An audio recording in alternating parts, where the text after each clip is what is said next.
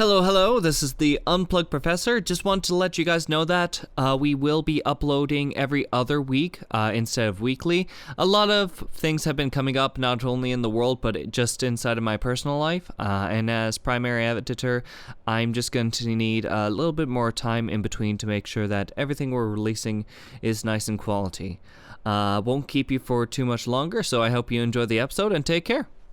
I have no idea where this will lead us, but I have a definite feeling it will be a place both wonderful and strange.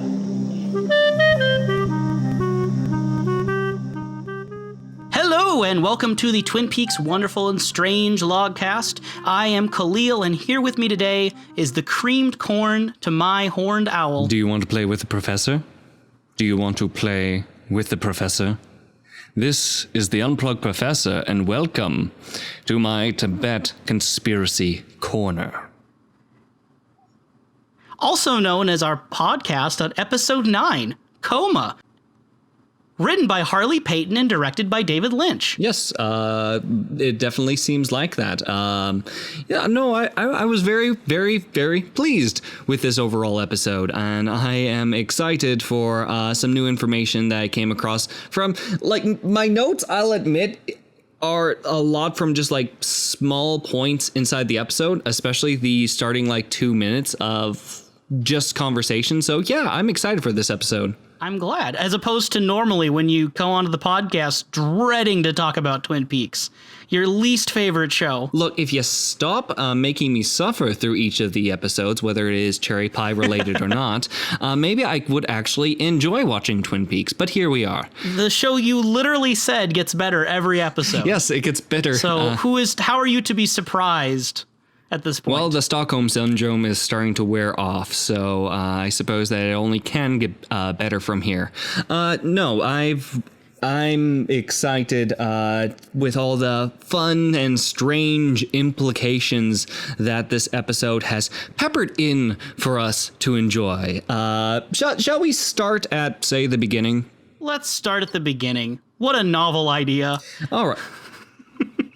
We are the first to come up with this. Go ahead, Professor.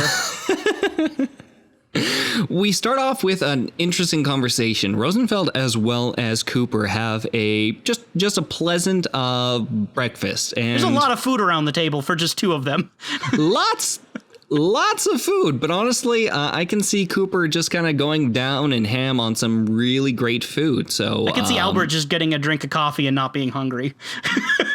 No, he was having OJ. He was drinking the OJ. Okay. He's more and watching Cooper go down on those pancakes. Do you think Albert Rosenfeld drinks pulp with his orange juice, or think he's pulp free? Honestly, I think that it's got to have that hardiness to it. It's got to have the thick reality so that after he drinks it down, he can thoroughly insult the oranges for whatever qualities that they have. Elsewise, it's just like Ghost OJ. Just Ghost OJ. Hardly any substance to it all. Sure. He doesn't want the pulp fiction. He wants the pulp fact. Exactly. Thank you. All right. Continue, Professor, in your analysis of the breakfast. But yeah, the thing is that Cooper starts talking about Tibet again, one of our favorite subjects in this podcast. And he goes on to say that, forgive me, I am going to absolutely butcher this name, but King Thathori Inyotsen, and he goes on to mention that this was the king that the first king to introduce Buddhism to Tibet in the 5th century. Now, we can call it semantics, or this was just a destined line read that they said, okay, this is good, we won't have to work around with it, what have you. But he stated that definitively it was Tibet in the 5th century, not around. But then goes on to say that he and preceding kings of this happy generation were cited around 173 AD and 213 AD. Which, forgive me, Kalil, but can you identify whether or not that 173 AD or 213 AD are within the 5th century? Or is there some sort of weird time paradox going on here? Professor, I think you're implying that there's time loops in Twin Peaks, and I prefer to believe that Twin Peaks is logical, coherent, and doesn't have any sense of it being outside of time or any sort of issues with time. Sure, why not? No, I understand what you're saying. That's kind of weird. I honestly didn't pick up on that myself. I'm glad you had a keen eye or ear for that. That is very strange, because if anyone would to know their facts, it'd be Cooper. Yeah, it's again, not even being around it. And again, it just might have just been passive the knowledge or just missing in the line read. But no, this cut was still chosen amongst these. And with some of the weird time gaps we've had in Twin Peaks with the red curtain room makes me all the more curious if he even kind of thinks and harkens to that for the situation. I don't know whether or not the old Cooper inside of the red curtain room is 300 years worth of 200 to 300 years of difference. But hey, who knows? Not to mention that it's fun working with the subtitles with this because it's inside of the subtitles for the Blu-rays, the official Blu-rays. It says King Hathatha. The complete mystery box set. Absolutely. King Hathatha Rignamputsan. I'm more so describing on how the letters sound out, mind you. So again, gonna butcher some language here, forgive me. Meanwhile, the source that I could find that was very close to it, that also matched some of the details, including one of the cited years, 173 AD, was King Thothori Nyatsin. Cooper does say it really fast, so I don't know the necessary history behind some of these subtitle choices, but it's been fun trying to translate these weird spellings.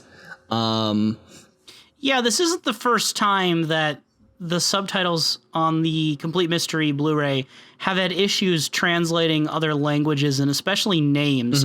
If you don't mind, I want to just make a quick mention. Yep, we got to wrap our stuff up in dog, remember?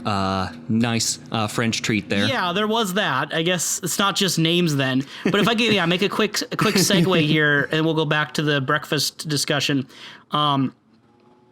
We had previously in our episode 5 podcast been asking what Ben Horn was talking about when he asked one of the Norwegians, Thor, if he was familiar with the word Luhamsta. And when we asked that, we legitimately were going off of the subtitles that said the word Luhamsta. And then I got a contact through our email from one of our listeners who actually pointed out that the subtitle was wrong. It should have said Newt Hampson, which makes a whole lot more sense because Newt Hampson is an actual person and Luhamsta doesn't seem to be an actual word. Newt Hampson was a 20th century Norwegian author. So again, Norwegian makes sense, who, in terms of his writing style, he rejected realism. So he thought that writers in that time period should focus less on trying to make it realistic and go more psychological or kind of more romantic, so more like heightened reality. And when I was doing a little bit of like quick research on him, he's cited as an influence on Franz Kafka, who is a writer that David Lynch will reference later in the series. And then he's also an influence on Hermann Hesse, who it was a big influence on Kunihiko Ikehara, who is the writer and director of Revolutionary Girl Utena, which is another series that you and I have spent some time analyzing. Yes. So Newt Hampson's ideas actually translate pretty logically as a reference. That being said, I don't want to put out a plug for him. I haven't read his material, and also apparently he liked Hitler, so like I'm not saying Newt Hampson's a good guy, right? If anything, Benjamin Horn name dropping him, we might have to cancel Ben. Ben might have to get canceled now. Unfortunately, he was on such a good streak. But no, I want to just give a quick shout out if you don't mind. I have the user's name here. Goes by OK Bob on Twitter. The Twitter handle @FrankDerigo3. Thank you, listener, for pointing out that it was not Luhamsta. And you're right, Professor. This is not the first time then. I don't know what is going on with the subtitles because I was watching the episode again on Netflix and the Netflix subtitles were different as well. So it's almost as if people wrote those. Yeah, we need to replace people with machines as soon as we possibly can. I mean, who knows that even machines wrote these? Maybe Dreams themselves wrote some of these subtitles just to give it that extra strange quality. But regardless, I'm very thankful that you were able to find that information. And again, Frankie baby, thank you so much for doing that because that'll only give us all the more of a keen eye throughout the series.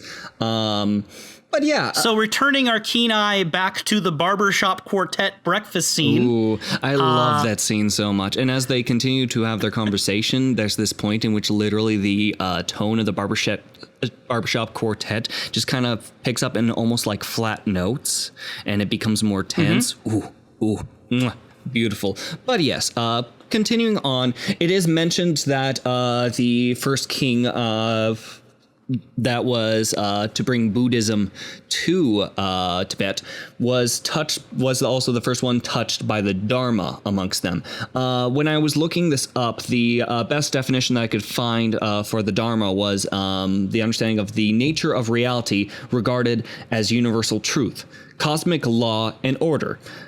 Cooper goes on to say that Twin Peaks may be more relative to Tibet than Rosenfeld realizes. If we consider someone with the Dharma, someone enlightened with influences on universal truths, and let's say behaves kind of like a king in an enlightened period, let's face it, Laura Palmer fits this bill rather well. And not to... I think you're mistaking Laura Palmer for Pete Martell. My evidence is foolproof.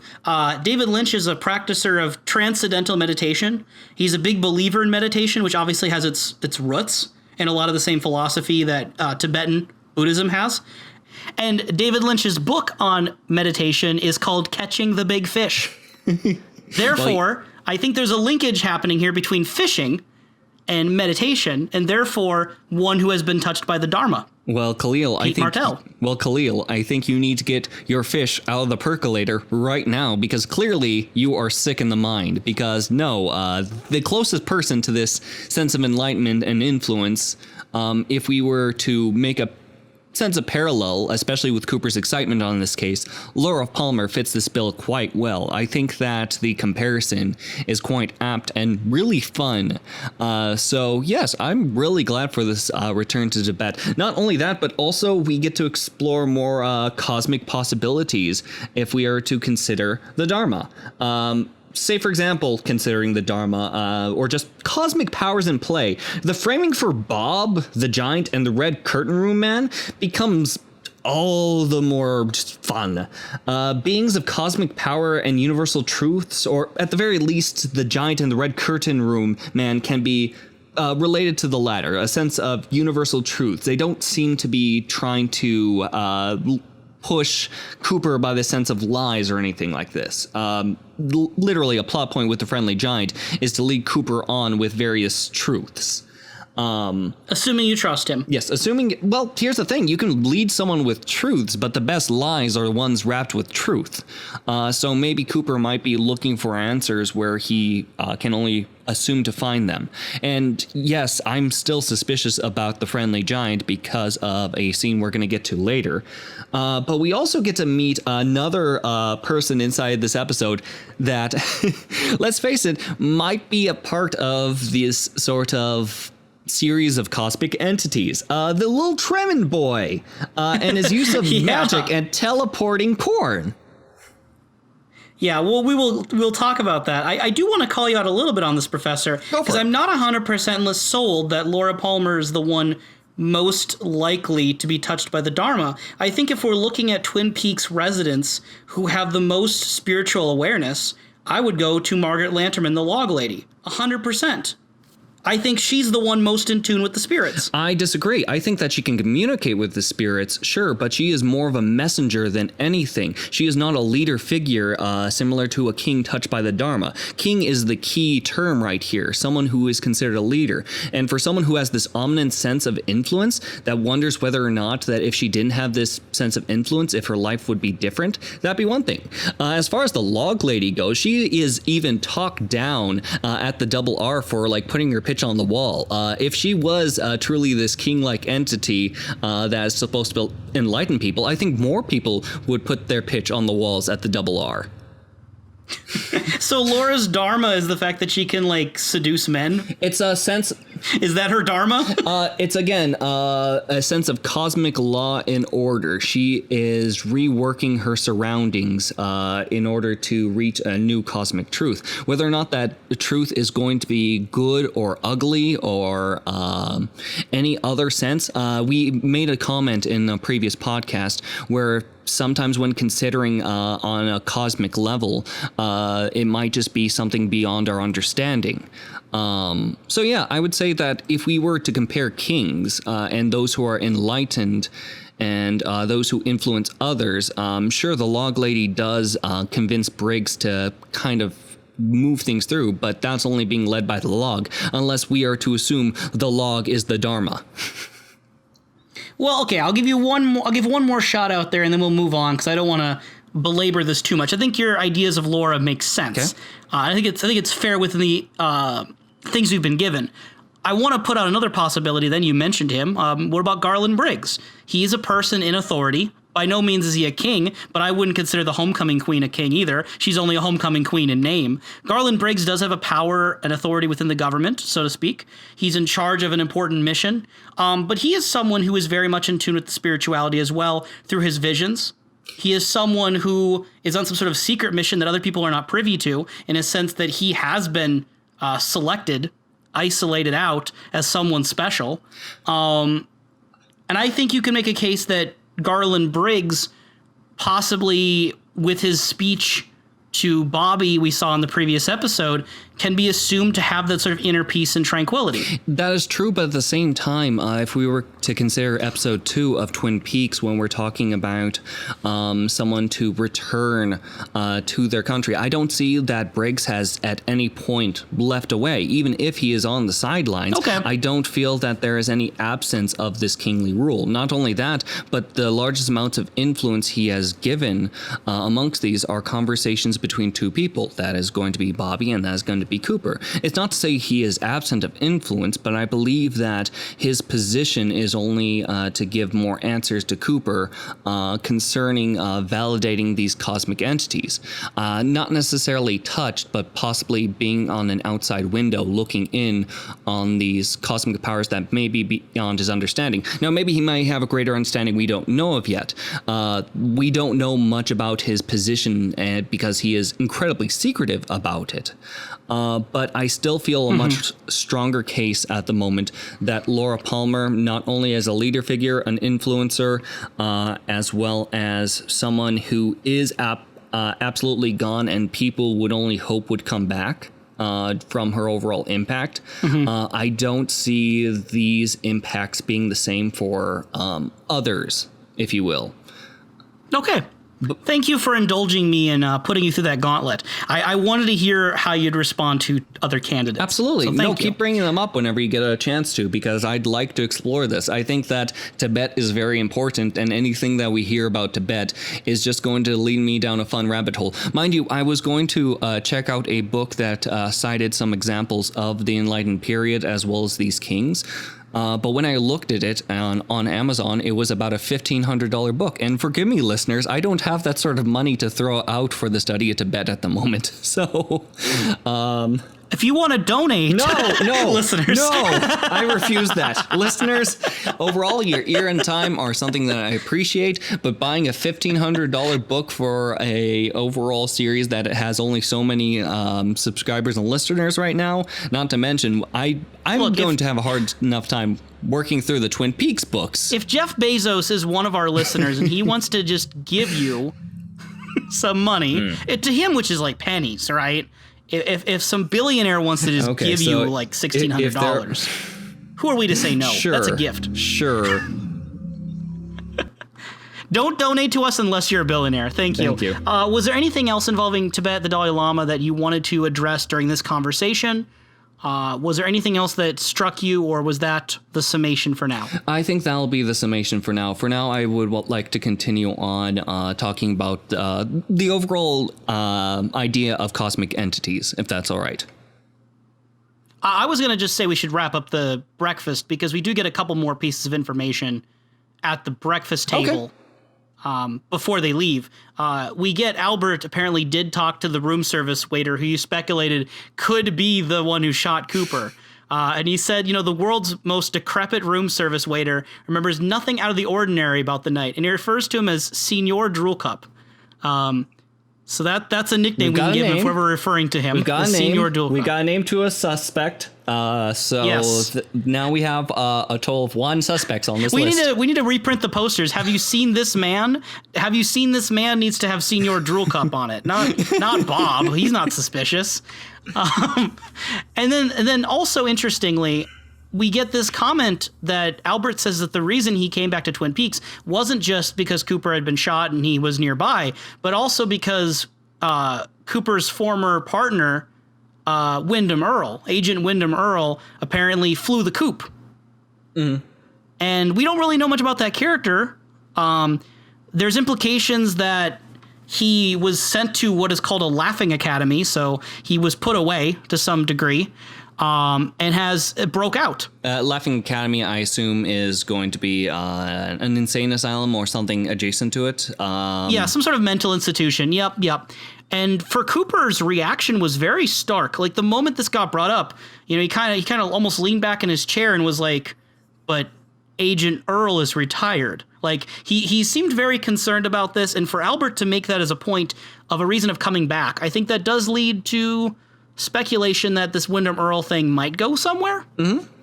Specifically south. We just don't know where. I'm concerned it's south. Yeah, I mean, do you have any other reactions about this? Nothing at the moment that's too concrete.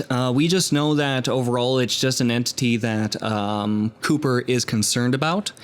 And for Cooper to be just generally concerned is, well, concerning.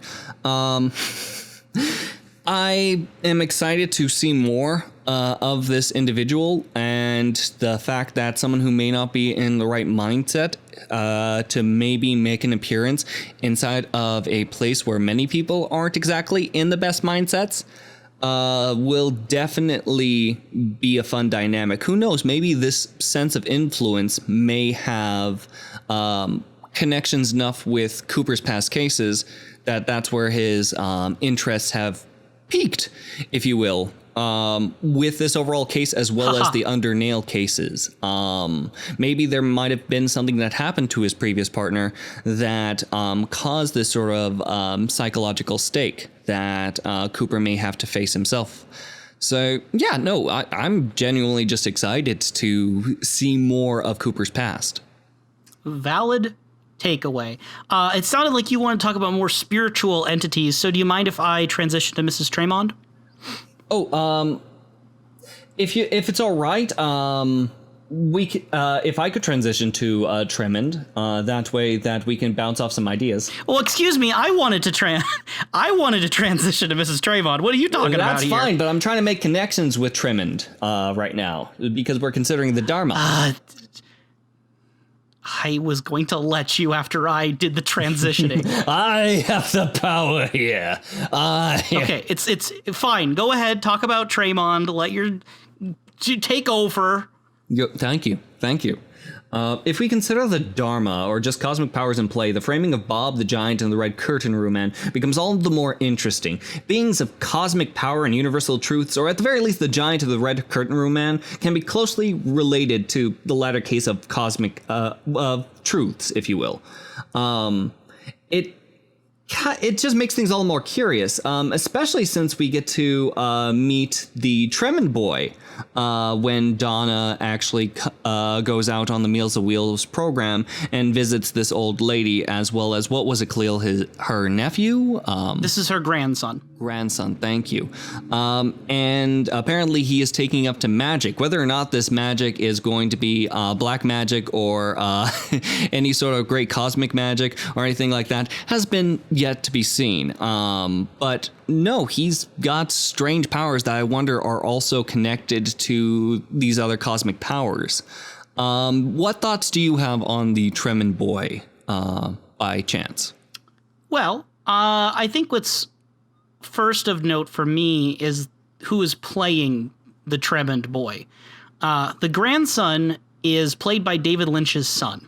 Aww. And those familiar with what David Lynch looked like at the time, it's like they groomed the kid to look like him. He's wearing like the kind of black suit. His hair's kind of up in that way. I mean, not nearly as glorious as Lynch's hair, but definitely Lynch representing. And we already have Lynch's voice being used for a character with Gordon Cole, who is the the FBI not commissioner, but the one who's been kind of giving orders to Cooper and Albert. So you already have Lynch himself in the work. We've had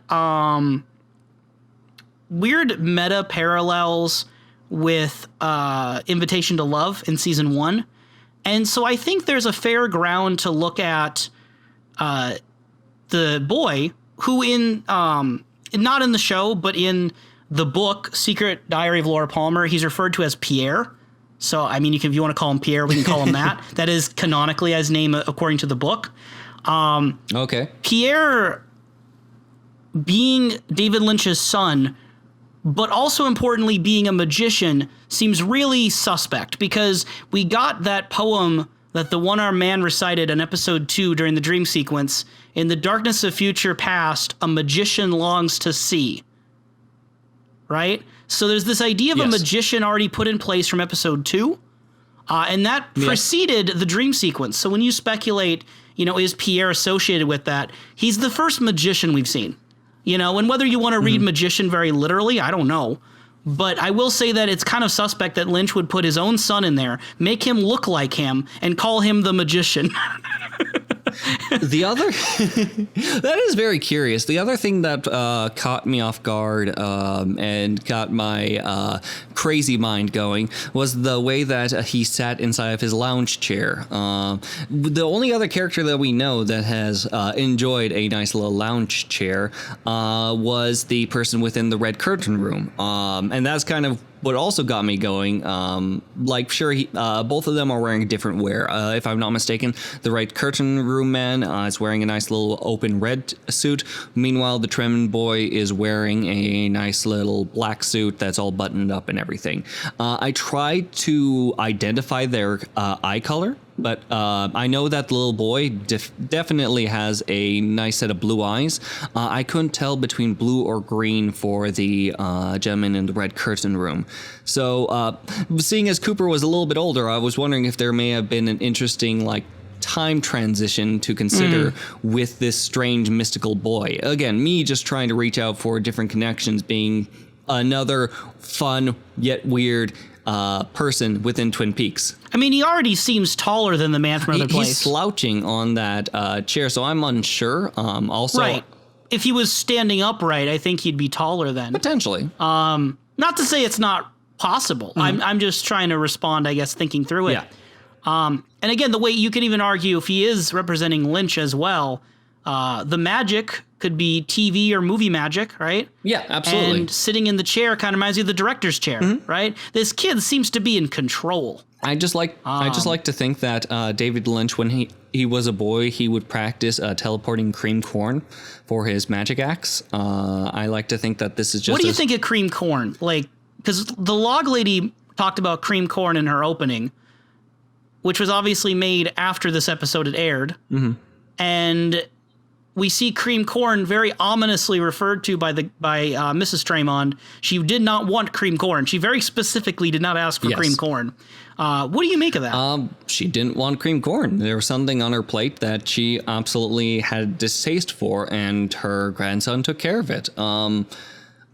I don't have anything at the moment that's very definitive for cream corn. I feel that if we were to put any sort of slop that looked gross and mysterious on there and just replace those words, I don't think that specifically cream corn was the thing that mattered. I think that the idea of distaste and just kind of bringing attention to it in this scene was the more important part. If she said nothing about it, like nothing about the cream corn, and our focus was not on the cream corn, maybe it might have been a little bit off-putting, but I think that putting so much attention to it was only to make this scene all the more strange. If only it had been pudding. Instead it was corn. Have you ever had cream corn, Professor? I don't think the kid could hold pudding as firmly, so I think that cream corn was a good option so that it could be all inside of his hand and it didn't get over his fancy soup. I think cream corn would also be pretty hard to hold. Have you ever had cream corn, by the way, Professor? No. I just assumed that corn came whole or in pieces. I didn't realize that we also had an option for just creamy. I didn't think creamy was an option for corn. I think it's disgusting. I can't stand cream corn. It's one of my least favorite foods I've ever tried. I think there's something about the texture and taste of it that just isn't right. Uh-huh. So for me, when they bring up cream corn, I understand why you wouldn't want cream corn. And I think it's even fun. What else is funny is that we get a line where she even says, like, they used to bring me hospital food. Imagine that, which is so funny because how much Lynch kept I wouldn't say Lynch, but last episode in general, which Lynch was in charge of, kept harping on the badness of the hospital food, you know? So we get that reference again. Was David Lynch in the hospital recently and like had a bad case of hospital food and just wrote it into several episodes? I don't think it even has to be recently. I think he's just haunted by hospital food in general. Even if it was like, say, 5 years ago and the hospital food was that bad. I mean, I think that that's at least worth mentioning if you're in a hospital then. So after we get the cream corn hospital food situation, Mrs. Tremond kind of mysteriously, when she's asked by Donna, who's there, you know, for Meals on Wheels, Donna asks her, did you know Laura very well? And Mrs. Tremond like takes like 5 years to like look away and go, no. And then, you know, kind of just comment, you know, she's dead. She didn't really know her very well. But she says that Donna should go talk to Harold. Yeah, she seemed very uncomfortable with it. Right. And then she directed Donna to go instead talk to this guy named Harold Smith, who was next door. She said that he was Laura's friend. And it, you know, it's kind of amazing. We find them in a character who didn't know Laura very well. If we take her for her word, someone who didn't know Laura. And then the grandson, after hearing about the whole Harold Smith comment, the grandson says in French, "J'ai une âme solitaire," which translates to "I am a lonely soul." Followed by Mrs. Tremond explaining that Mr. Smith, Harold Smith, does not leave his house. So the "I am a lonely soul" comment, you can interpret that to be about the boy, maybe Mrs. Tremond herself, maybe Donna, but most likely probably Harold Smith. Possibly. It's weird that like the pronoun is the I, or the noun is the I, when addressing it, unless it's like quoting a piece of literature or a poem or something like that, when the boy himself says it. But yeah, no, it's definitely curious. Mm-hmm. It's definitely suspect.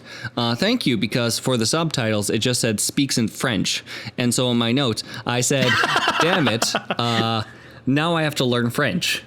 But no, I'm thankful that you got the translation. Yeah, and I can't assume that my pronunciation was perfect either, but that's definitely the phrase that was used. And then Donna leaves to go talk to Mr. Harold Smith, because Donna's not there, of course, doing Meals on Wheels to help people. She's there to investigate. Yes. Serious business. Donna's on a mission. She's not wearing her glasses, though, so I don't know how much of a bad girl she is. Anyway, so she leaves, and then you get the grandson who, you know, in case you thought he was too in touch with the Dharma, he says she seemed like a nice girl. And I don't know, that's the first wrong thing he said so far. Like, I agree with the Tremonds, cream corn is nasty. Okay. And magic's cool. I'm with them on that, okay? But when you start saying Donna's a nice girl, I don't know, you lost me a little bit. Why there. is Donna not a nice person? So far, we haven't really gotten enough from her to really get many bad vibes. I mean, the worst you can really say is that she started dating Laura's ex-boyfriend right after her death. But at the same time, that just comes to a means of personal preference and the other flightiness of the young heart. So I'll just say this. You were someone who did not like how Bobby kept going outside of the law with Shelley to try to handle their issues with Leo Johnson, to the point where Bobby was like breaking and entering and like falsifying evidence and getting in the middle of things, correct? Yes. I think you could draw an extension to what James, Donna, and Maddie have done with their interactions with Jacoby near the end of season 1 in particular. The moment Maddie even suggested that maybe what they're doing is a bad idea, it hurts people, they shouldn't be trying to do what they're doing, Donna just basically shuts her up and says, you can't think like that. It'll drive you crazy. Yeah. So Donna's just like shoving away any possible guilt that their actions could hurt other people, as they are essentially messing with the investigation all their own way too. Now, two things with that. One, we thought that, or at the very least, I believe I remember you bringing up that this may be a Laura Palmer-based mask that she tries to wear in order to try to either hype herself up or be closer to Laura to maybe in turn be closer to James. So whether or not that is her true intention or her true mindset is to be seen. Secondly, nice is a subjective term. Maybe this little Tremon boy really likes those sort of aspects and sees positivity in the actions of nearly getting a psychiatrist killed. So I like the idea that the other version of it is that Donna put on her glasses before she left, and then the grandson Pierre said, Donna, she seems like a bad girl. And like then it plays like the wolf whistle in the background, and that would have been a better scene. It's like, for example, like it's like an on and off button with those sunglasses. She's just a bad girl when they're on. She's a good girl when they're off. So it's a nice little Clark Kent thing in Twin Peaks. What's the saying? It's like a saint in the streets and a freak in the sheets. Is that what they say? So is this like a saint in the grand? I'm sorry, but I don't want to consider Donna in any sheets. No, I was gonna take a joke from that. Is that she's a saint in the streets and a freak in Twin Peaks? Okay. Anyway, the last thing I have noticed that can kind of be a good tangential connection. We've got the spirituality of the Dharma of Cooper. Yes. We've got the stuff with Mrs. Tremon, the cream corn. Yes. I think then the natural follow-up is Major Briggs, who got that message from the log lady. He seemed to actually kind of entertain the log lady's ideas of the log, but he admitted he had never been introduced to the log before. She corrects him saying that she does not introduce the log, but she delivers the message. She says, deliver the message. Ask him if he understands. Briggs says, as a matter of fact, he does understand. And then we get later in the episode, we get Major Briggs knocking on Cooper's door at the hotel and talking to Cooper and revealing the message that it appears the log lady would have instructed him to send. I do like how you can read this spiritually, that like the log and the log lady really knew there was something to send, or a pure coincidence. Like something as general as send the message, it could be a spiritual connection, or it could be coincidence. That kind of allows you to have a little bit of wiggle room. It's not like she knew something that no one else could have known. But Briggs is talking to Cooper. Major Briggs says he's not at liberty to reveal the true nature of his work. The secrecy pains him from time to time. He talks about how any bureaucracy that functions in secrecy inevitably lends itself to corruption. But these rules he've pledged to uphold. He believes that the pledge is sacred. Cooper says he agrees, speaking as a man and a fellow employee of the federal government. And that's where Briggs reveals that among his many tasks is the maintenance of deep space monitors, which are aimed at galaxies beyond our own. So in case you're worried that Twin Peaks is only concerned with the forests nearby, it's also gone into space now. No, this makes me all the more excited because Briggs actually has reports from strange sounds that kind of echo through the echelons of the cosmos. It just kind of brings back my mind to the sense of Cthulhu horrors and mythos, creatures that can be from far, far, far off places, but either making their distance or influences known from places far, far, far beyond them.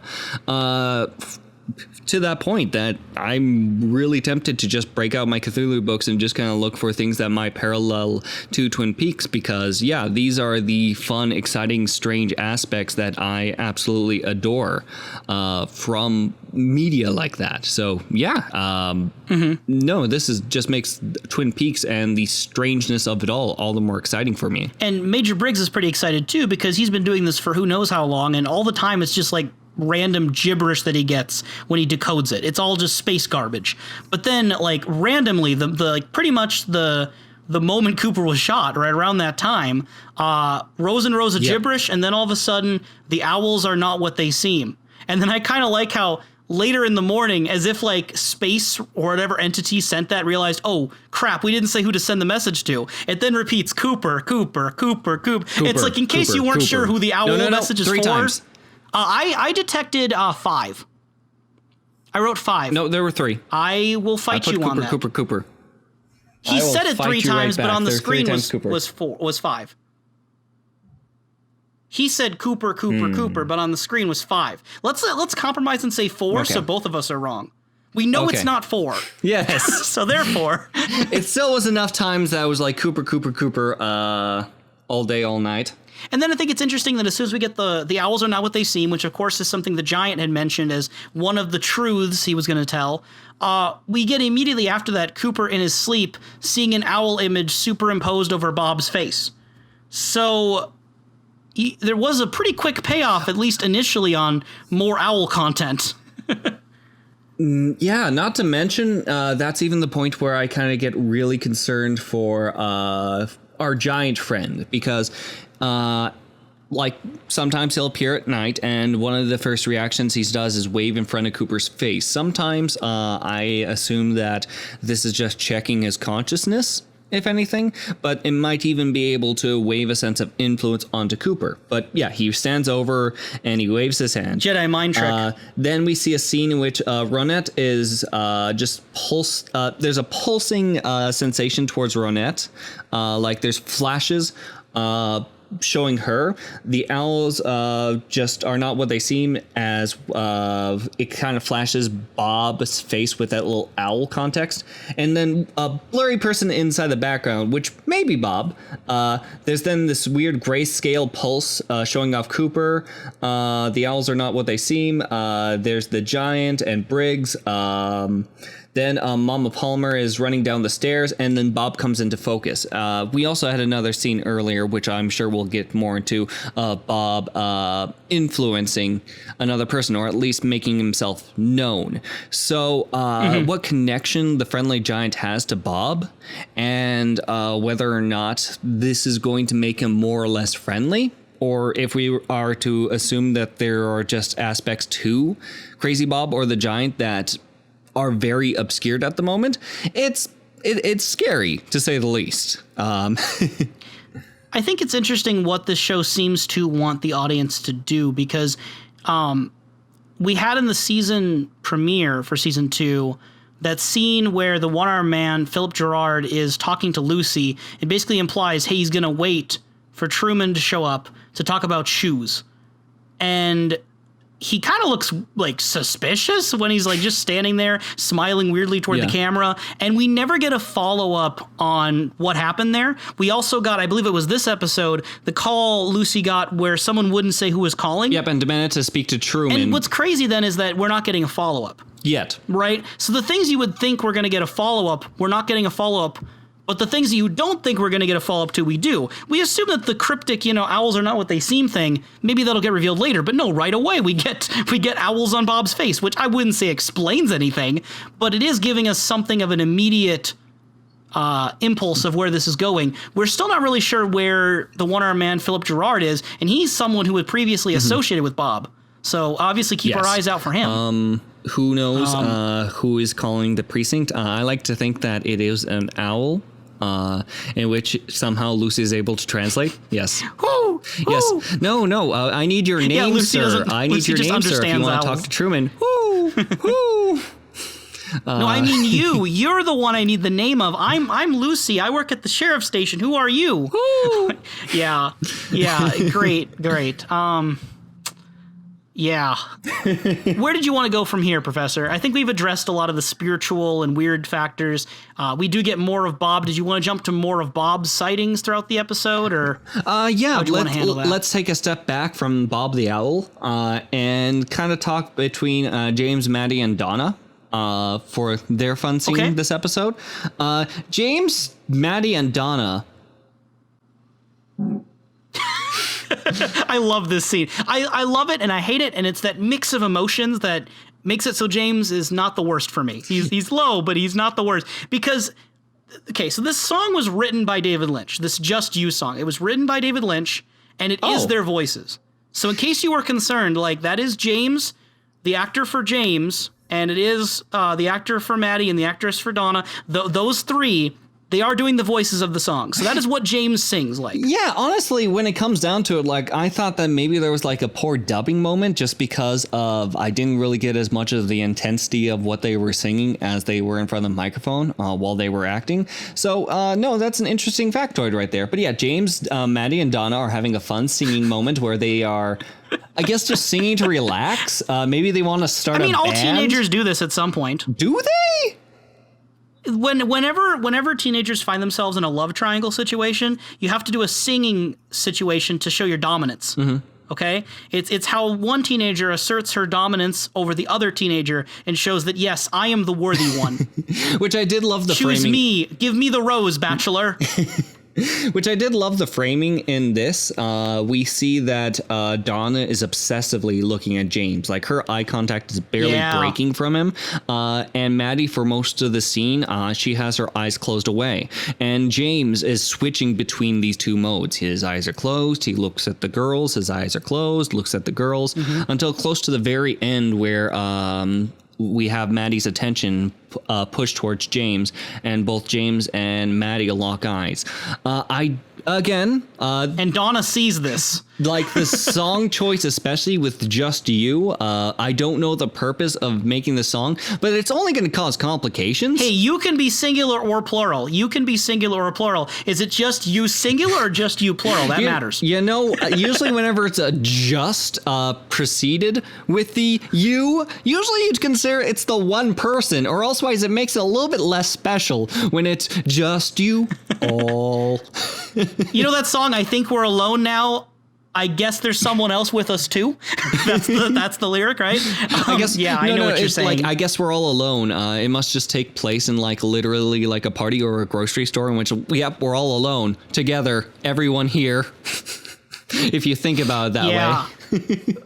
So Donna picks up on the vibes of what's going on, and she runs away, but not very far, like just to like the next room in the hallway or whatever. And then James is like, "What's wrong?" Nothing.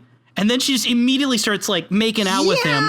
She's trying. I'm trembling, James. You made me. Yeah, she's got this dependency that's making me more and more concerned. Not only for that's one of the lesser parts of like the first season that I hope we don't fall back into. But there's also the second point that, yeah, she's probably going to make a special effort on James's part, which is just straight up not healthy. Now, will this probably make things a little bit more intriguing on this love triangle aspect? Maybe, but it doesn't make me less concerned that, no, Donna, don't do this. This is a bad idea. Sitting down and singing the song Just You was a bad idea. This whole relationship thing is kind of a bad idea. Let's kind of like take a step back and just figure out where we're at. And again, I don't know what the intentions, if this was meant to be taken seriously, what audience this was for. I just view it through the lens of like, this is some heightened, really stupid, almost parody of Dawson's Creek. Like, I laugh at it. Mm-hmm. I find it to be very funny. So I think the Donna James stuff is at its best when it's so stupid and bad that I can laugh at it. And the way Donna reacts after leaving is so priceless for me that I'm like, you know what? It's funny. I don't think it's good, but it's funny. Kalil, I'm glad that you're really open with your inner Rosenfield with us. I really do appreciate your honesty. I laugh at their suffering. I mean, if they're going to suffer, I think it's only charitable that I laugh at the suffering. You know, at least someone's happy about it. You know? Yes. They're going to suffer anyway. I might as well get a laugh out of it. While Donna's going to take that call from Harold Smith, we still haven't seen or heard Harold, but she's talking to him, making plans. Maddie's left alone in the living room, the awkward third wheel all of a sudden. And she's just chilling, you know, looking at the couch, having a good old time. Mm-hmm. Nothing happens at all. And then James and Donna visit her and it's end. That's it. That's all that happened. No. We get to see, say it with me now, Crazy Bob. Crazy Bob lurks around the corner, slowly, Killer Bob? I like calling him Crazy Bob. I know you do. I don't know where you got that from because I don't think the show's ever called him Crazy Bob. That's fine. I can call him Crazy Bob. That's my title. I think he's sane. He seems perfectly adjusted. Like, we don't have guarantees that he is the killer. We just saw flashes with Ronette that there was a he very literally bad said, situation. "I will kill again." Yeah, but at the same time, like a killer, you'd consider like there's going to be more than like one death. So if he is to kill again, then a killer is someone killer. who's killed someone. I don't know. Maybe just like the one kill might have just been like, I don't know, just an incident in which, like he. Wait, so someone's not a killer or a murderer if they've only killed one person. I feel like we need to get a body count at the very least to at least organize them amongst body count killers. of one is still a killing. It's a killee, not a killer. No, this is dumb now. What? No, killee would be the person who's killed. The killer is the one who does the killing. Bob has claimed to have killed and will kill again. That would make him, in turn, a killer. But he might be sane. Forgive me, Kalil. I ended up getting distracted because for some reason there's just raring outside. My windows are completely closed, yet it comes out clear as day for these guys skirting by out the window going, "Meow." So that sucks. I heard it. I think it's, it was notable. So yeah, anyway, Maddie sees Bob climb over the couch, having a good one. And that freaks her out because the Palmers are all well-adjusted people who are having no mental baggage to have to overcome. Yeah. Honestly, I was really hoping that like Crazy Bob made himself completely known. Like it was actually Bob inside of the house, just crawls up to good old Maddie. She screams and they run over and just get close. And we just literally just see this really like lanky individual just leaning over on the table, just like weirdly staring. He just walked into the house and he's just hunched. But no, he disappears. I can't really say too much about this because we don't have enough context on Bob, on Maddie, on everything. We know the Palmers have had problems with Bob, but we don't have enough to go on at this point. We don't have enough to really go on at this point to say a lot. I will say I really enjoy this moment. I really enjoy the contrast of emotions from Just You. Whether you take the Just You moment as like a love triangle, serious, or you laugh at it, either way, it's juxtaposed by the menace of Bob climbing the couch. I think that the visual and auditory cues of that switch are very good, and I like that contrast. I think it's very jolting. It's just you, Bob. And I love the way It's Bob climbs just over you. that couch. I think that's more effective. Could you imagine that scene where instead of climbing over, he walks around the couch? Like, it wouldn't be nearly as good. So I think climbing the couch was perfect. Yeah, the actor for Bob has a nice intensity to him, to say the least. And it is revealed that Leland actually has seen Bob. Earlier in the episode, we actually get a little bit of a drawing that Ronette does clarify that at least she reacts to the image and freaks out about the train car. And now there's posters all over with, well, I suppose only in a few select spots from what we've seen, but I assume all over, saying, "Have you seen this man?" showing off Bob, which, by the way, Andy, interesting time just taping things up, Andy. So I can only assume from how much problems he had with that, the poster's only in like 3 places. But yeah, going off on... You know what, the really embarrassing thing for Andy is that while he was getting tape caught on him, he was also caught on tape because we, the viewers, could see it. That's the unfortunate thing, isn't it? Anyway, we do... So yeah, they post this picture of Bob, and I gotta be honest with you, I won't belabor this too long, but I think it's not a great choice that Ronette, who's been in like a coma for a week, basically, she wakes up and immediately they start showing her pictures that could like trigger her anxiety. Mm-hmm. We were just told she's in a state of shock. So their solution, let's just show her pictures of people that might have assaulted her. Yeah. And I feel like that's really, really inappropriate to do in the state that Ronette's in. I don't think that that's an okay way to go about this. I understand that Cooper has his need to solve the case, but you could give the girl a few days. You gotta trust the friendly giant, man. Not to mention, we did hear some fun voice distortion, so maybe a little bit of Bob influence still rests inside her. Ooh. Also, the picture of Leo they showed her was terrible. That did not look like Leo. Yeah, I actually was questioning whether or not it was Leo, because it looked more like the friendly giant than it did Leo. It looks more like Andy than Leo, almost. Like, it doesn't look like Leo. So it's like, no, I don't think that's the man, but who could it be? Maybe that disgruntled sigh was not a sense of, like, just being uncomfortable with the image, but it was just honestly like, who is this man? I do not know this man. So we know that from Ronette's reaction, though, that she has seen the vision of Bob probably, at least the same way that the Palmers seem to have all seen it. And then we flash forward. There's a scene with Ben and Jerry that I really like, and probably we'll talk about some other time here. But after Ben and Jerry have a little bit of a fun time with their burning and the Norwegians, Leland comes in and is just like, he notices the picture of Bob on the table. He just zooms in on it, basically starts ignoring Ben, who's kind of his employer. And he just picks up the sheet of paper. I know him. My grandfather's summer house on Pearl Lakes.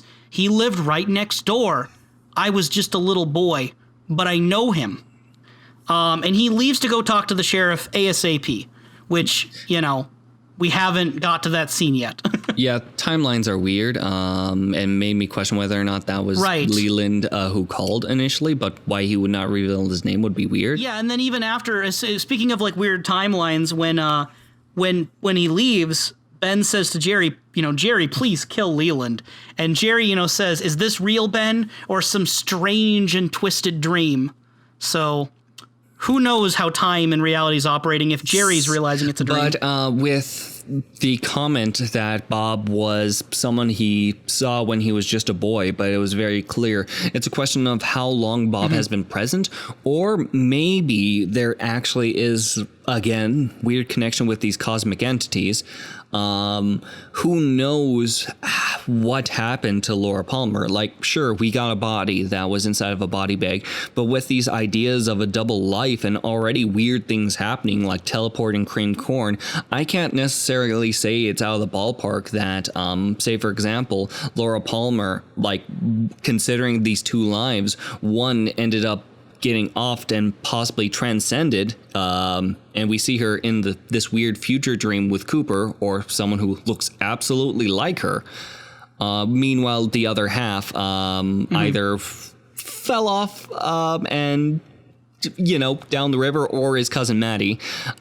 It's interesting to consider whether or not like there was a Bob beforehand, or if Bob was always this strange entity. So I hope we get to discover more with Leland's testimony. Well, what's also curious then is that if this is Leland saw when he was a boy, that means this guy hasn't aged, right? Like this Bob figure that all the Palmers we know of have seen, right? As far as we're aware of, Sarah Palmer, Leland now, Maddie, I don't know if we have any confirmation. Do we have any confirmation that Laura Palmer has seen Bob? That's what I was getting at before. Laura Palmer seeing Bob, like literally we heard that one thing of like, do you want to see Bob? Do you want to see Bob? When she was speaking to James. So Bob was referenced by name. Oh, okay. Not to mention, so we did get that. My apologies. I'm forgetting what's not been to said. mention the thing that I just addressed, that future vision. Laura Palmer looks the same age, while Cooper looks much more aged. If there was a sense of transcending this mortal coil through some sort of strange act, who knows what happened between Laura Palmer and Bob, and if Bob did exist beforehand or afterwards, if he was like tangible, or if he was still in the strange fever dream-like way in Leland's past. I think I can maybe put more connections together when we get more of Leland's testimony. But for now, all we know is that... Hopefully is in the next episode, right? Yeah. But who knows? Maybe Leland will take 3 episodes getting to Truman. Again, time works weird in Twin Peaks, and I don't necessarily trust Leland to be able to walk down most hallways without freaking out, let alone get to the police office. So yeah, I think we've covered most of the I wouldn't say important, I don't mean to make it seem like the other stuff isn't important, but all the stuff that seems to relate to Bob, Laura, the investigation, those aspects. Yes. So just kind of jumping to the smaller things, and we already talked about Ben and Jerry, so I'd like to just wrap that up while we're there. Before Leland comes in and sees the picture, we have Ben and Jerry together talking about the 2 different ledgers, the one that was the actual ledger and then the one that they'd been falsifying. One of them shows the mill slowly losing money, and one of them shows the mill was doing really, really good. And the fake. Yep, it was Right. faked in order to show that it was progressively gaining profits, just so that Make it seem like it was not going to go down. Because the idea was that if they weren't going to literally burn the mill, they would get rid of the mill by making it go bankrupt. and now they have to decide between if seems like this land is very profitable, they could get more money off of the Yes. land. Meanwhile, if they end up keeping the less profitable point, it will at least be foolproof against scrutiny, or presumed to be. So yeah, they're now caught in between this point on whether or not they should burn one of the ledgers, not the cheese pig. So they instead decide to burn Right. marshmallows instead while they decide. So it was a cute scene. Yeah, and Jerry, when Jerry realizes that they haven't decided, I like his way of wording things, depending upon how one looks at the situation, it appears they both have merit. It looks like we are 100% certain.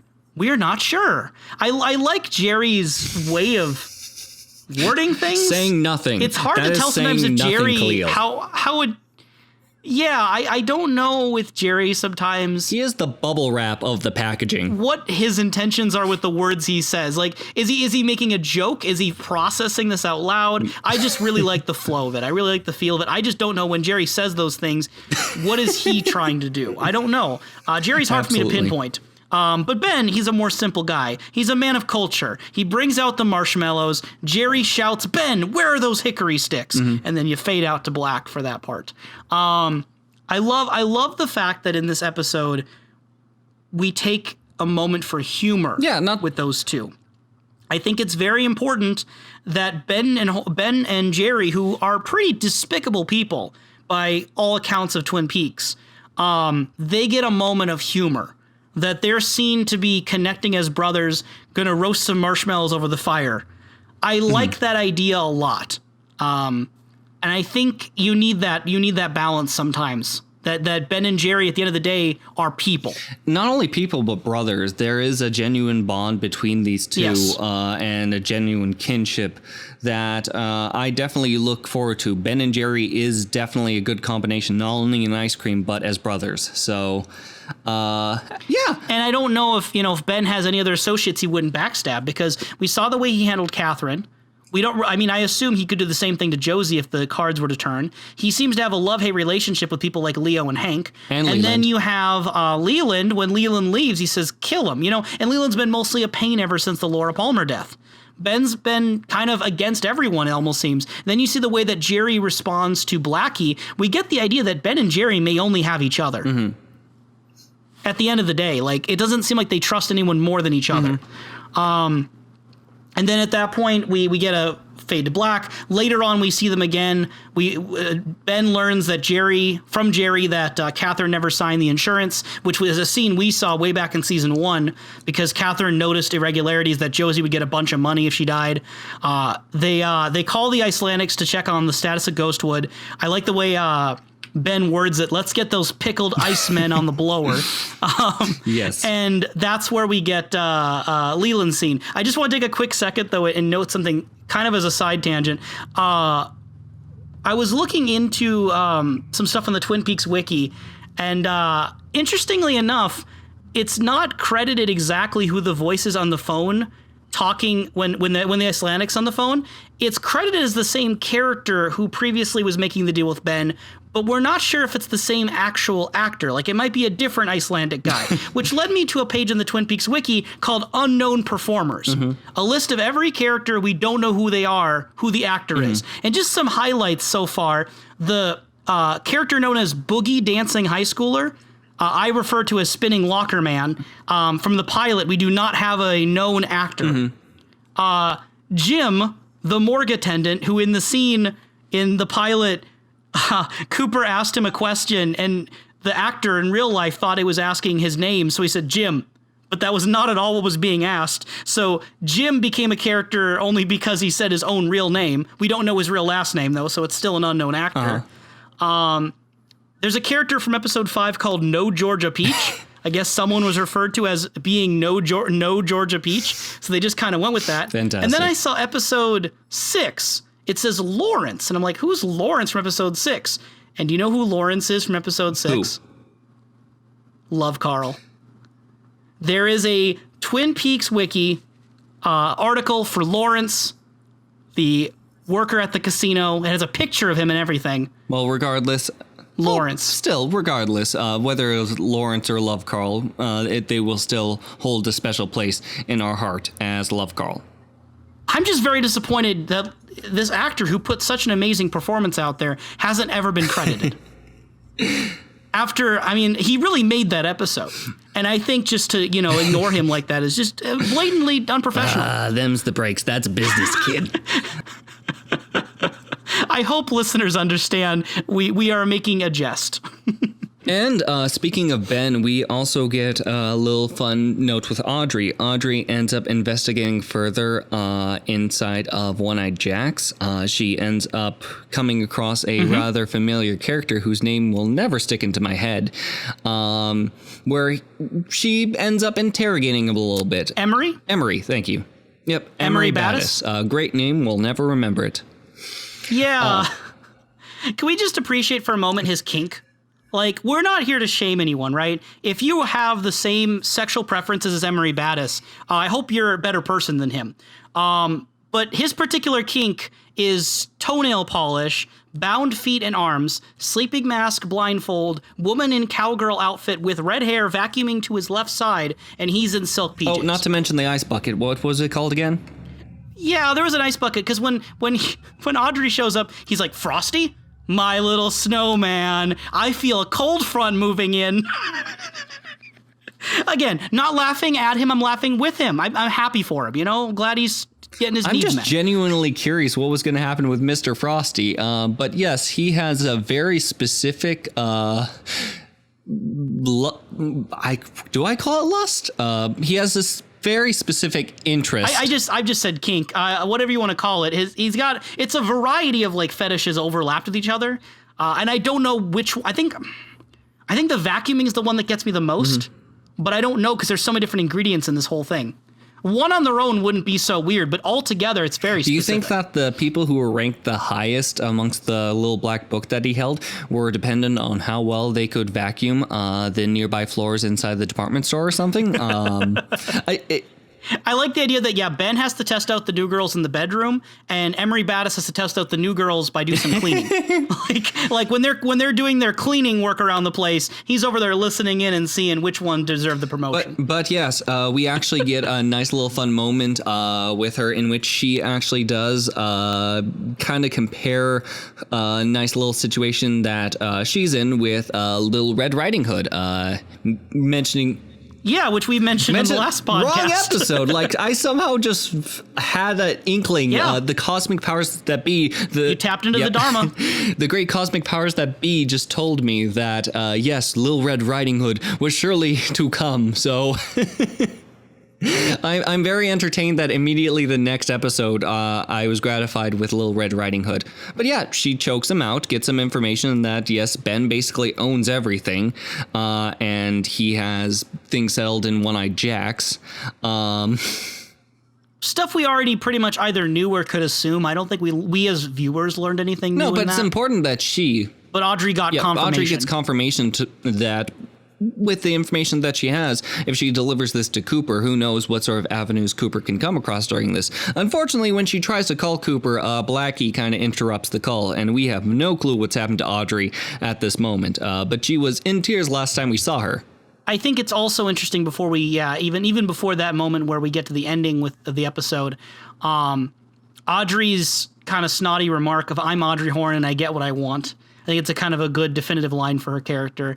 And also, one thing I guess I could say I don't know if we... I guess it's not something we really knew. It's something we just kind of assumed. But that Laura had gone through the perfume counter. We find out that she had been thrown out because she was on drugs while there. And when Audrey was asking questions, Emery Battis said that her father makes it his business to entertain all the girls. So that would imply that Laura was one of those girls. Yeah. The biggest, most interesting implication, too, was that she was just there for 1 weekend from what Battis says, and that she was using drugs and then they tossed her out, especially considering Blackie and how we know she's been handling drugs. with good old Jerry providing, maybe Ben as well, that, to what point was the drug use a problem, per se? Well, and what's also interesting, one other note I was going to get to, and then you jumped in, but the moment with Emery Battis where he also adds that Laura always got her way, understand just like you. So Audrey's made claims throughout the season 1 that she knew Laura Palmer better than anyone, even though they weren't particularly close and weren't really friends. Emery Battis knows enough about both of them to link them in that way, to say that Laura was someone who always got what she wanted. She always got her way, which is interesting thing to say about someone who seems to be seems to be dead by most people's accounts. Then did she want to get kicked out of the One-Eyed Jacks? That's curious. That's an idea. Maybe she did, because even Jacoby even speculated that she only died on her own terms, that Laura had reached a point of accepting her own death. Mm-hmm. That was what Jacoby had said previously. Mm-hmm. So I think that's just an interesting comparison between Audrey and Laura. And like you were adding, at the end of the episode, Audrey calls Cooper. She's in trouble. Emery Battis and Blackie tell her that, you don't know what trouble is, not by a long shot. Ending with that sort of cliffhanger for Audrey. Yep, and we still have Audrey's note under the bed because Cooper will never look under there. There's also the... No. I mean, to be fair, how often do you look under your bed? All the time. I lose stuff all the time. That is the go-to spot. But yeah, Cooper actually does, in fact, even just kind of almost reminisce on Audrey. He's kind of being absent-minded on the usual things he keeps his focus on, and instead just kind of recalls her smile. And when she does call, he just demands that she comes back home. So, yeah. Yeah, he notes that hearing about her disappearance has shaken him in ways that he would not have expected. Mm-hmm. And especially with the dialogue beforehand, it makes me all the more curious on whether or not he was talking about Audrey while lying on the floor bleeding out. So, interesting. Mm-hmm. 3 smaller things, and then I got all my notes wrapped up. Andy and Lucy, we talked about a bit earlier with the tape joke, but I like that the world's largest fly, like loudest, not largest, the world's loudest fly was obviously bothering Lucy. When she is waiting for Andy, Andy comes in with the tape on his forehead. It seems that and then, they were trying to compare the situation of him just like pacing back and forth in front of it with the buzzing of the fly. He's just buzzing around, just... Both are pests in their own way. And Andy says that the Tacoma Sperm Bank was looking for donors. Naturally, I applied. It's my civic duty, and I like whales. I think that's one of the very rare actual like jokes, like in the show. Like that's actually just like a joke, right? Joke, though. The idea of like, I don't think Andy means it as a joke, but I'm saying the writers do. Like, it's funny not because it's weird. It's funny because I believe that's what they call a joke. Like sperm bank, sperm whales. I think that's just a joke. And I'm kind of impressed because most of the humor in this show does not come through that kind of way. Groundbreaking. The humor comes in through overacting, underacting, or like, weird Emery Battis vacuum scenes. This was actually a normal joke. I'd say Rosenfeld makes jokes quite often. They're a bit different. They're mean-spirited. They're insult jokes. Look, I'm not looking for the spirit of jokes. I'm just looking for jokes in general, all right? Fair. You can move the cones all you want, but they're still jokes. Sure. Anyway, after we get the joke, Andy says his results that he's sterile, which he thought related to taking a bath, but then it was explained to him what that means, and he's wondering how Lucy got pregnant. She does not answer. Andy just walks off after, she closes the door. Any thoughts? That's curious because Twin Peaks is weird. The Immaculate Conception. It's the Jesus. I don't know. I do know. It's very curious, I have to say. Twin Peaks is already very strange. For obvious. What controversial hot take here, Professor? So my mind went into 3 different scenarios. One was that Lucy may have been involved elsewhere, and that might be a involved elsewhere. I like your euphemism there, Professor. Listen, I don't know how Andy's and Lucy's relationship were beforehand. I don't know if they were actively dating or if they were just more so openly dating. I don't know if there was just no communication on what's official or not. I don't know if they were dating. All I know is that they had cute nicknames for each other and they're very upset with one another at this time. So I don't know where the boundaries were set with that. So this could be, I'm almost half expecting a Jesus situation where there's just a lacking of a father. It was just Twin Peaks birthing. That's what Lucy. I was joking on earlier. Yes. So who knows what sort of baby we're gonna get? I'm really hoping that it's just like a miniature version of Crazy Bob. Crazy Bob is reborn into this world, so he may kill again. Well, I like the idea that they just take Crazy Bob and like use 1990s visual effects to downsize him, but it's the same actor, like just in baby size. That's adorable. That is absolutely adorable. It's something. Thirdly, this may very well be Andy's child, and somehow he just became less sterile by one means or another.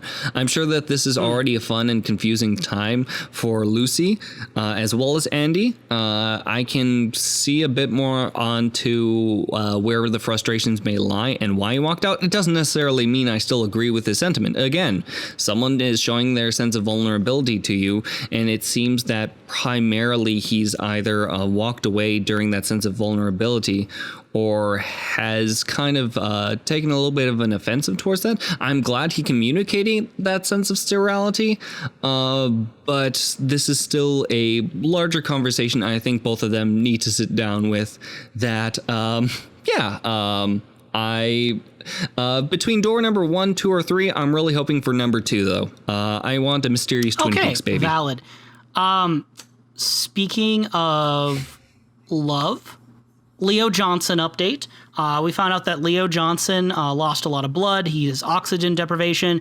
Dr. Hayward is unsure if there might be some paralysis. He's not in pain, but beyond that, Doc Hayward says it's hard to say.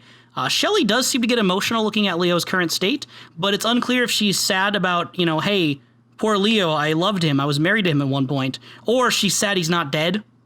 Either way, she's sad. We get this dramatic zoom in on Leo's reflection with his partly closed eyelids. Later on, staring at himself. Right. Later on, we get a scene with I put Ben in my notes. It was certainly not Ben and Shelley in the car together. That was Bob. Ben was cooking marshmallows Ben at that time. Putting I think his thumb in that soup, definitely. To be fair, the timelines here actually don't know when anything takes place. So maybe Ben found a time away from the Icelandics and the marshmallows.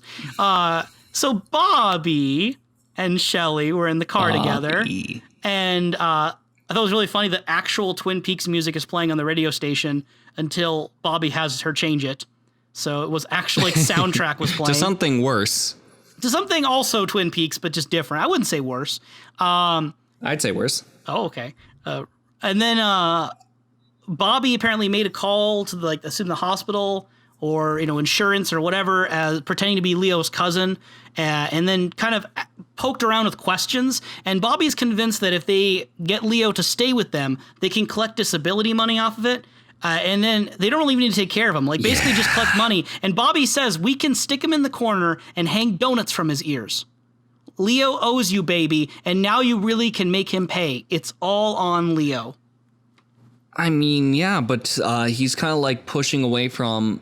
in the sense of literal pay, it's like last episode we had a sense of a nice little Bobby growth, and then when I see sort of this working and conniving from Bobby's end, it makes me all the more concerned. Now this just feels like it's going to be an obvious transition to Leo making a recovery during this and causing problems with Bobby and Shelley. I don't see we're going to end the series with Bobby and Shelley having a great time getting $5,000 a month, and Leo's just going to be sitting there. What if that's what happens, though? Would you be okay with that? I mean, in one perspective, yes, but in another perspective, Bobby, why? Bobby, why? I think it's fair to say that not everyone changes dramatically and stays changed dramatically. Bobby's had great moments in the past episode before this of growth, but along with that growth, there's still growing pains. There's still a sense that Bobby hasn't completely been born again.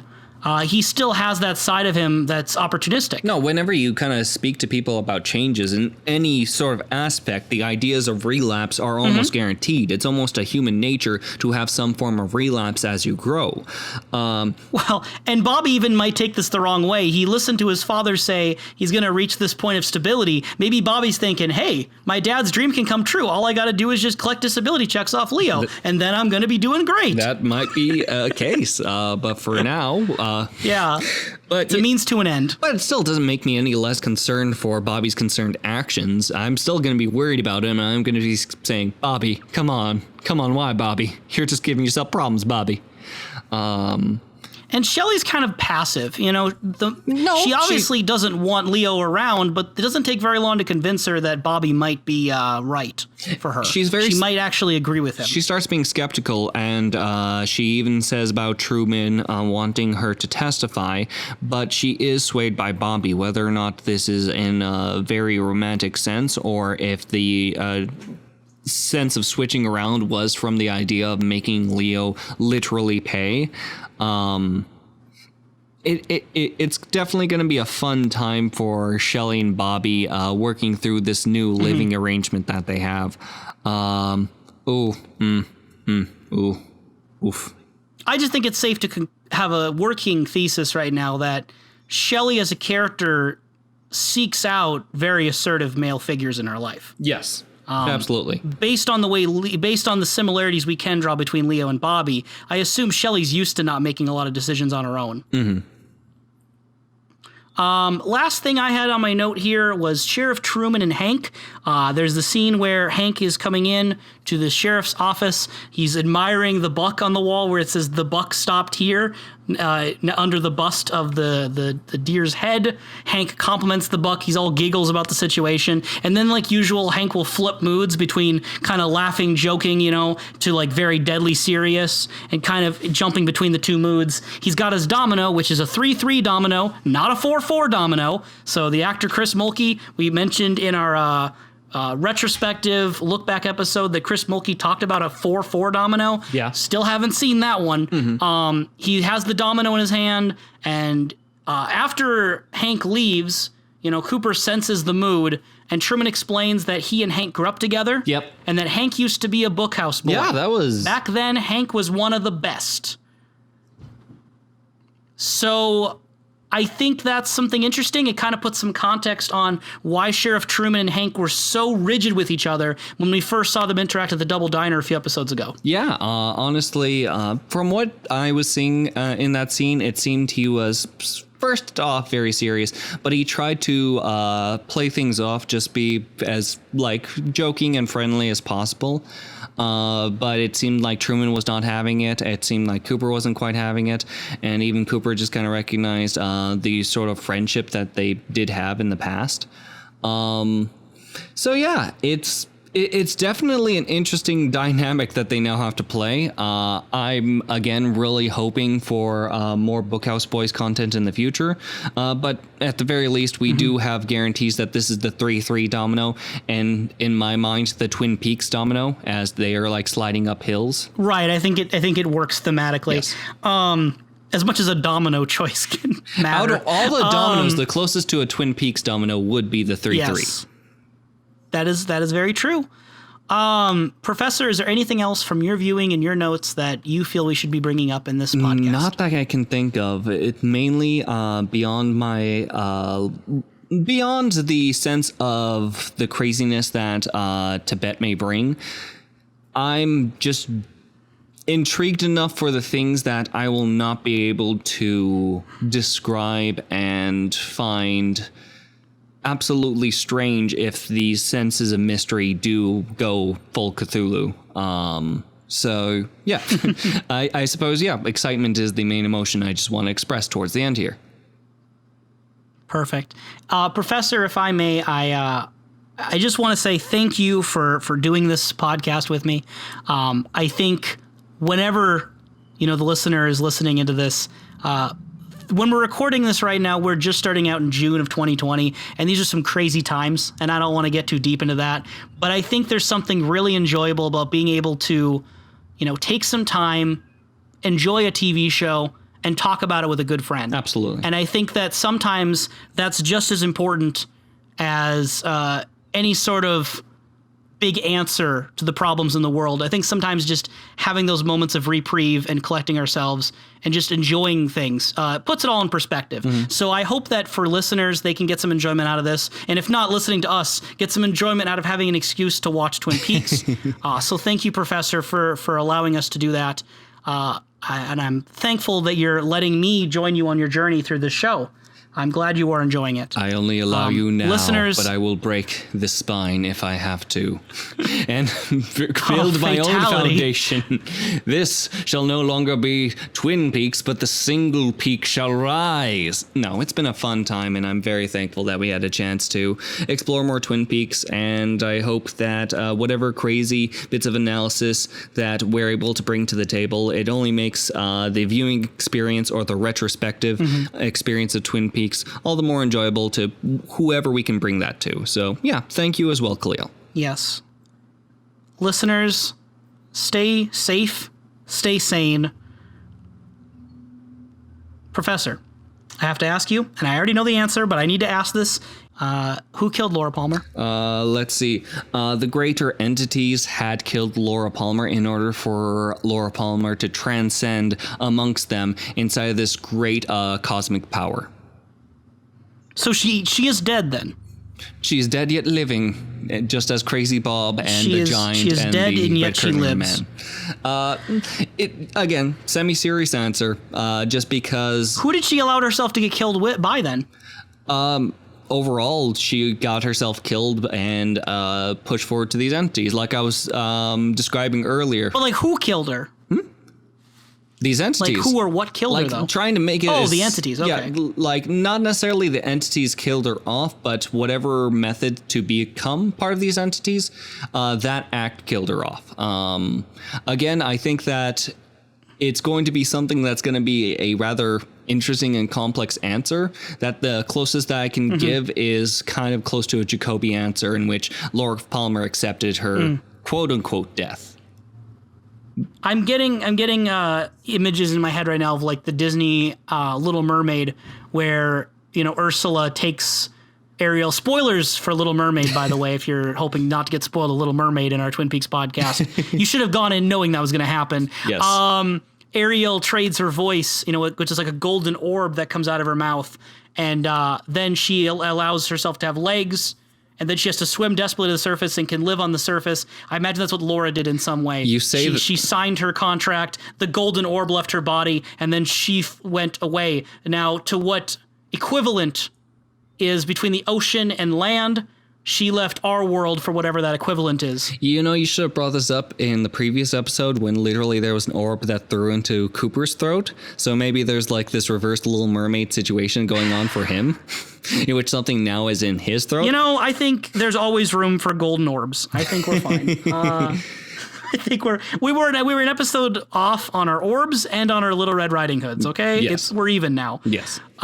With that, I thank you. Any last words of wisdom to leave our audience with? As far Putting you on the spot, Professor. putting me straight up on the spot, keep an eye out for oddities, because it'll only become all the more entertaining if you end up discovering Laura Palmer in your dreams. Watch out for the creamed corn.